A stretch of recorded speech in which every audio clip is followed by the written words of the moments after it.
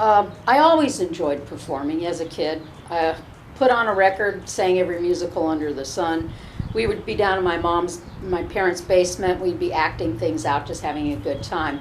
Did a lot of stuff in grammar school, junior high school, way into college. After that, zip, zero, nada, except for sing for weddings or funerals.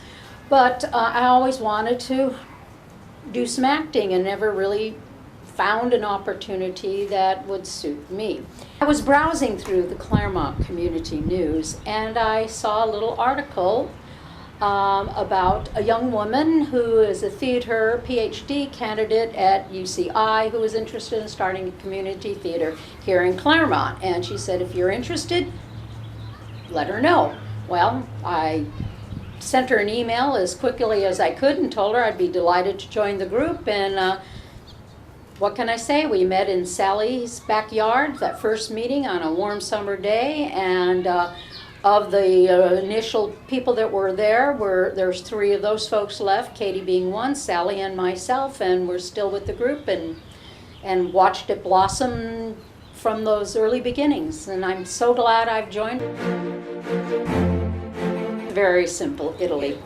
I'm of Italian heritage, and I do love the culture, the language, albeit I wish I could speak it more than just the occasional swear word and a few catchphrases. At least I know how to order food and get to a bathroom. But my grandparents all emigrated from Italy at the turn of the last century, and northern Italians, Genovese to be precise, and I just love the whole feel of Italy. It's very relaxed. I think they take the time to smell the roses, so to speak. It is very interesting, especially having to do an accent and being a very macho male, and my figure is the least macho is possible. So it makes it a little more challenging to play the role, but I think it's going to be a lot of fun.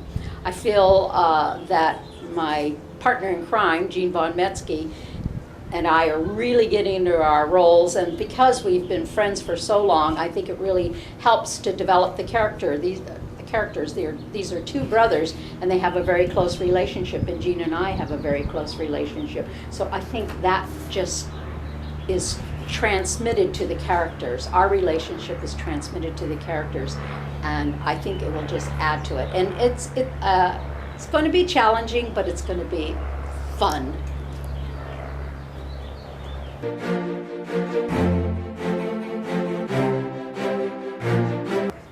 That's a difficult question. I think they're equally bad for the most part. Losing touch with a friend, sometimes you can let years go by and then you feel apprehensive going out and reaching out to them again because you think maybe something happened or you don't know or you feel foolish. But then sometimes when you go out and you do reach out to that friend, you start up right where you left off. And moving away, well, that's sad too because you won't get to see them as often as you would like. But the good thing about moving away, you can always hop on a plane and go visit, and vice versa, they can come visit you. But as I said, I think they're equally bad things because you're losing touch with a dear friend. One would hope that in time you can come together again, however it may be, traveling to them or reaching out if you haven't talked to each other, even if they're a block away from you. Some of you have heard this story.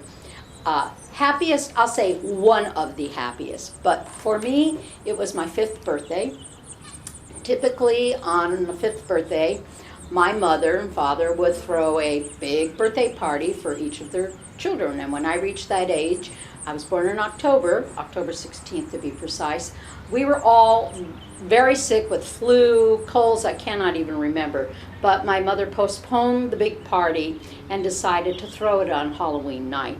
And so we invited like 30 kids, maybe more, can't even remember, and we went trick-or-treating.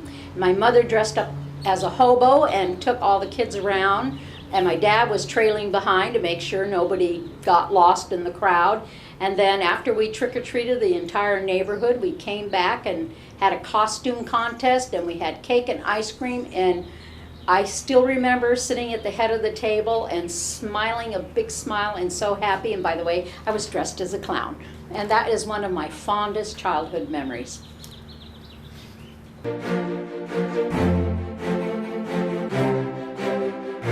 No. And that's, to me, there is always gray. Now, some things can be cut and dry. For instance, if I were to sit here and someone walked by and I stuck my foot out and deliberately tripped them for no reason whatsoever, it was just for the sheer fact I wanted to trip them, that's pretty cut and dry. That's a bad thing. You just don't do it. You don't do things to hurt people. But say, for instance, an individual is starving and hasn't had a meal in days, and they have a family to feed, and they see a loaf of bread sitting on a ledge of a counter somewhere, and they grab that loaf of bread and go off and give it to their children and the other family members so they won't starve. Yes, stealing is wrong, but why did this person steal? Not out of some intrinsic evilness on their part. They did it because they wanted to prevent their family from going without food. So that's a gray area. So sometimes things can be, but most times things are sometimes a little gray and hard to determine whether it's black or white.